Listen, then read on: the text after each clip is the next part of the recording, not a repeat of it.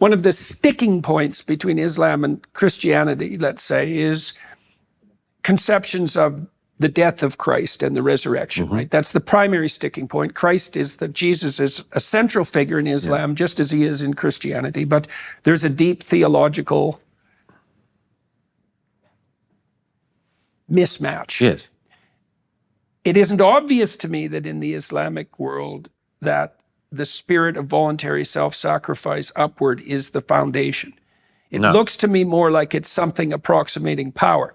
Now, I say that with trepidation because I've been watching the UAE and Saudi Arabia and the signatories of the Abraham Accords warn the West about radical Islamism, which they seem to regard as a form of dangerous psychopathy. Yes. And it seems to me that it would be a wonderful thing if the Islamic world, the sane Islamic world, could formulate a definition of psychopathic Islamism that would be applied universally and adopt. We're not going to do it in the West. We're too damn weak, as far as I can tell. We look at the UK. We won't draw boundaries in the UK. We won't draw boundaries in Canada or on the university campuses. We're too guilt-ridden. So yes. Well, as I see it, too, and as you know, I've written about this for many years, principally in The Strange Death of Europe. What I've seen happening in our era has been two things happening simultaneously. One is the guilt-ridden societies that have effectively sloughed off their faith structure, which which happens in the Jewish world as well. There's a movement within Judaism, mainly sort of Reform Judaism, and what I call Spilt Judaism, which is something called Tikkun Olam, which is effectively that the end point of Judaism is sort of social justice.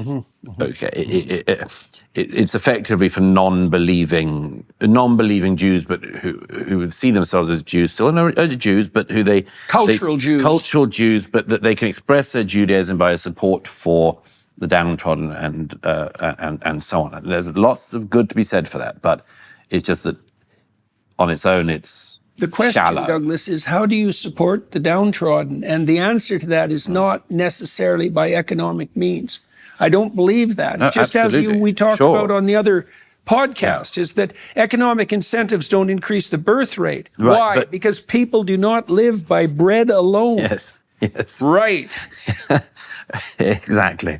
And in Christianity, in what T. Hume might have called Spilt Christianity, you get it in the language of human rights and so on. But again, it doesn't understand the water in which it's been swimming, and so this has been the case for, I know you might say 200 years in the West. You might draw the line at different dates, but the interesting thing to me, which is the dangerous moment for our societies, is when these forms of very weak sort of spilt religion encounter a religious fervor that is not weak, is not guilt-ridden, loves the fact that we are, is very keen to push it on us where it advantages it, and which, in the House of Islam, has, to put it quite frankly, not got its house in order.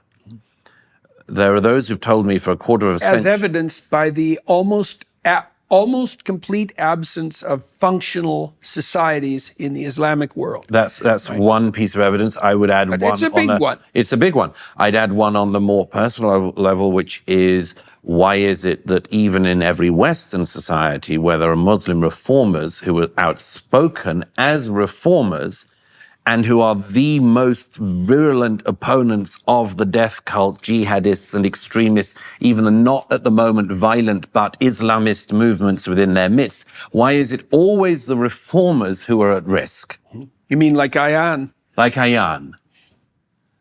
I should vilified by the feminists as well. Of course, you'll get a double whammy because you're seen you're seen, among other things, as bringing the problem because you identify the problem. So you're bringing the problem. We wouldn't have the problem if you hadn't identified it.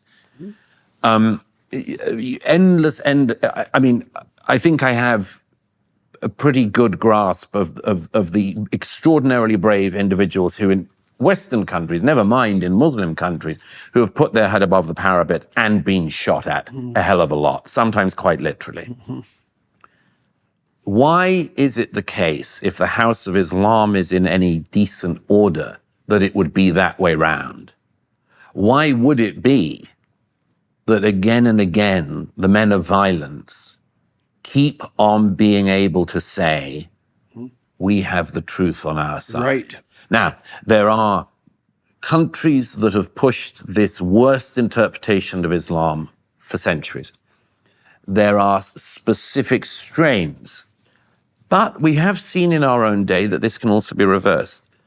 The House of Saud in the 1990s was pumping Wahhabist ideology through the world. Now, if you speak to the Saudis, they will sometimes admit privately that what happened was that after the Iranian Revolution, the Khomeinist Shiite revolution in 1979 in Iran, the Saudis got spooked and realized they needed a Sunni fundamentalism equal to it. And they drew up the Wahhabist tendencies are always there. And then they pushed that around the world. Oh, yeah. As a bulwark. Since 9/11, the Saudis started to get some pressure on that from the West and others. But that had always been there.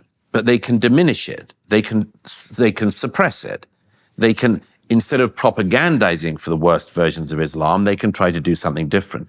You see that, I would argue, in the Emirates.